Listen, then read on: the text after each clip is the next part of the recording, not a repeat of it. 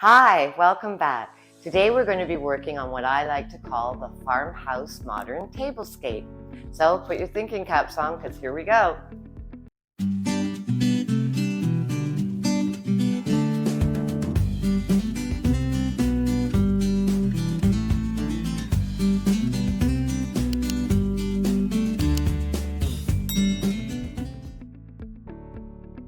So what exactly is a modern farmhouse tablescape? Well, for me, it is about when you put your three favorite things together: flowers, food, and friends. So what I like to do is I like to just basically go to my cabinets and pull out things that I feel have a farmhouse sort of oldie worldy, but modern in the sense of how you place it and how you put it together. So what I did here was I went and I thought about, it's just going to be really eclectic dishes. This is set for 2 people. So I went through and I found these really great plates. They're vintage, they're quite old, they're from England, and they have a lot of fowl and flora on them. So that was sort of where I started. Then I thought a side plate, so I picked out colors that are some of the colors in the plates, and then chose side plates that are kind of a green vintage glass with these etched leaves in them. Then I thought, okay, now for the glassware. And I just happen to have these beautiful things, which are an aubergine. And again, I only have 2 of them, so this had to be for dinner for 2. And there's some more of a wine goblet and then a water goblet. So when it comes to collecting your products that you're going to use for your tablescape, you just look at the things, and one thing is going to speak to you potentially more than something else, and that's usually your starting point. So in my place, it was these crazy plates that have ducks and pheasants and chickens and birds flying, so that's where I started. Then I thought, okay, that's the dishware. I have this fabulous set of cutlery that I bought back in probably 1990 from the Pottery Barn, Magnificent Mile in Chicago. It was a yearly trip, and it's really interesting stuff. It's quite heavy and weighted, which I like in cutlery. I like a piece of cutlery that's got weight to it. And it's a brass finish, and it has this fabulous shape of a key on the end of it. So I think about old architecture and farmhouses with old doors and how they used to have keys that locked the doors. So by having the key cutlery, I thought, okay, that's kind of relevant to me. Might be a stretch for some, but nonetheless, to me it made sense from a design concept point of view. Then it was going and using the aubergine glassware. Now this isn't vintage, this is new reproduction, but it's just beautiful.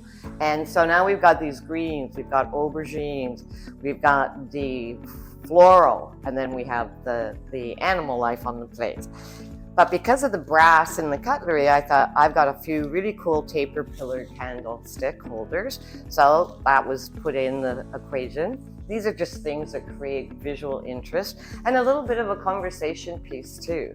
I love juxtapositioning in any tablescape I do. Farmhouse Modern is really flexible because I can get a little bit more eccentric and esoteric, which I have been characterized as being somewhat sometimes. So I just went and started thinking, oh, little individual butter bowls. Now these are old, and they have a little glass container inside, so you can put the butter in them and then put the lid on it. So each person has their own little set of condiments. You have a little butter dish. Then I went through my salt and pepper cellars, and I have so many salt and pepper shakers. So I chose some pears, and then over on this side, I chose my little bluebirds. And of course, a person said to me once, every time I look at the way you compose things, you always have the birds kissing. So of course, my final tweak when I was doing this table, I thought, I remembered that. So gotta make sure they're facing toward each other. Then you would have a lovely carafe, and you could have, if it's an afternoon, you could have lemonade, you could have iced tea, you could make mimosas, you could have Prosecco. But again, this is a really old vintage wine decanter, and it's got shells and beautiful sort of Art Nouveau filigree on it. So that seemed to be makes sense to me. Then I thought, all right, this is all very interesting with the animals, and I love this container. It's actually a really old vintage gravy holder, but it's all attached. It's attached to the plate.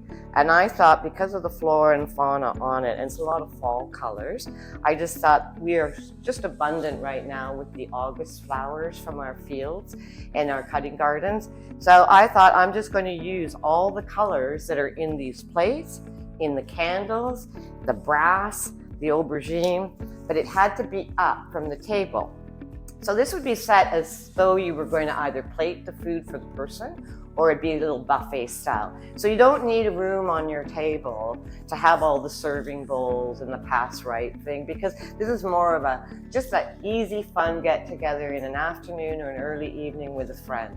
So why not have some fun and some abundance in creating the tablescape with things that have a story, things that are visual.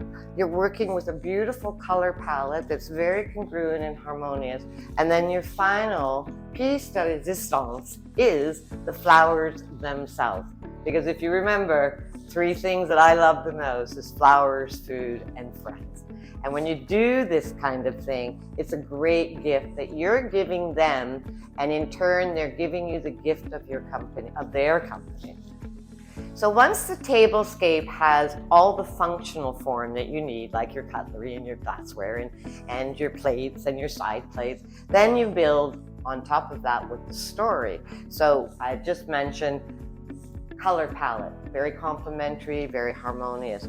Finding funky things that I just think tell stories that will help create interest on the tablescape itself visually, but somebody's going to sit there and say, what is this? Where did this come from? And then that is always a beautiful way to start a conversation about things of interest, and they all spiral into all these fabulous avenues, and it goes one path and another path, and before you know it, you spend 3 hours having the best time. And all these things they have a life of their own, but they're kind of how could I express it? That they are a talisman for conversation, and then that conversation takes you to other areas of that conversation. And it's amazing how much time you can pass by sharing stories and learning so much more about each other, and it just brings such joy to your heart. So the flowers themselves were dictated by farmhouse.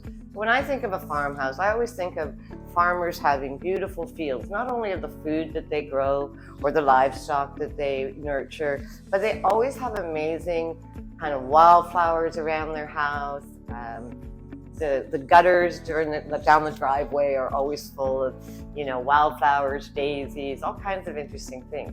So, I pictured myself taking a walk and just picking a bunch of things and bringing them back.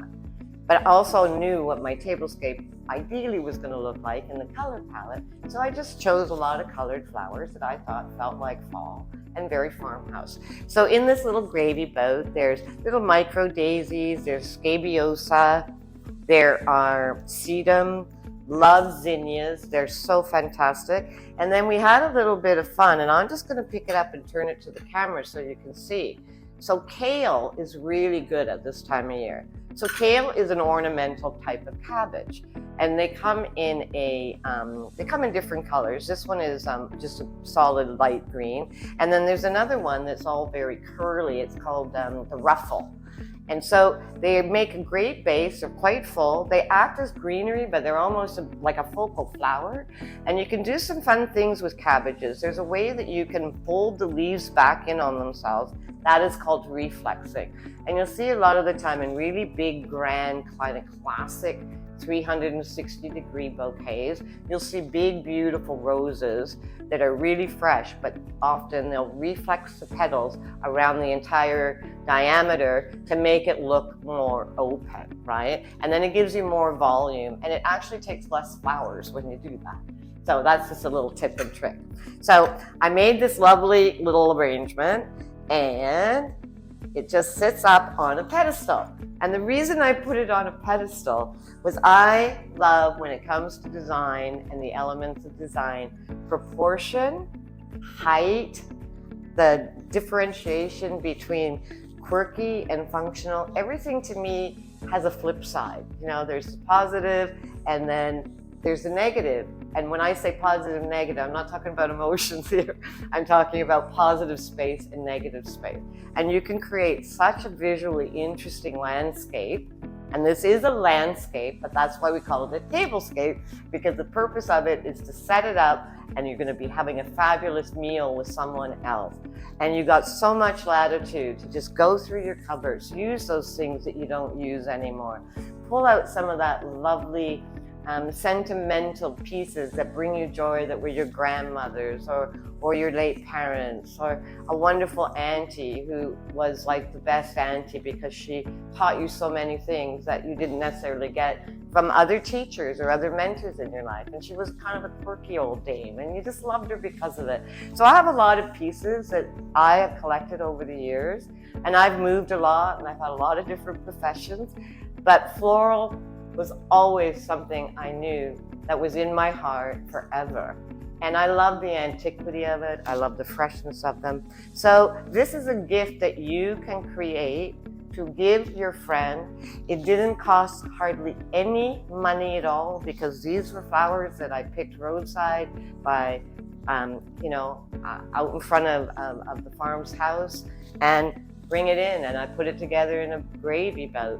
And the way I did the mechanics in this is very cool. It's called a taping method. It's clear. You make it a basket, and I work always in fresh water. It's far more eco-friendly and the flowers like it. So when you see a little bloom kind of getting weak or looking dead, you can just pull it out. And the great thing is, every couple of days you just use the handle on the gravy boat, dump the water out the spout, and then fill it up again with clean water. And you'll get so much more longevity from your flowers. So I'd like to just say the final thing is, we didn't want to cover up these beautiful old vintage green plates with leaves, because anything with leaves or flowers is my jam. So I decided that we wanted to have just a little bit of a posy on each place setting. So there's a functional, lovely napkin, and these are very old linen napkins. I did a lot of foraging when I was younger, and I'd go to flea markets that were basically about vintage linen.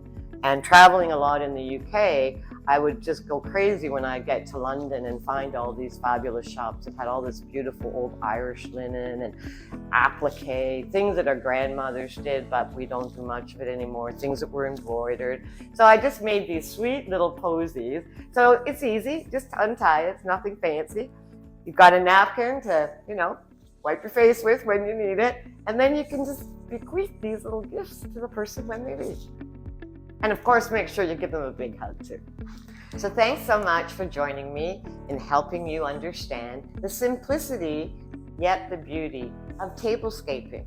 If you have enjoyed this, please subscribe to our channel and visit us again. You're my friend and I'm your flower girl. Thanks so much. We'll see you in the next one.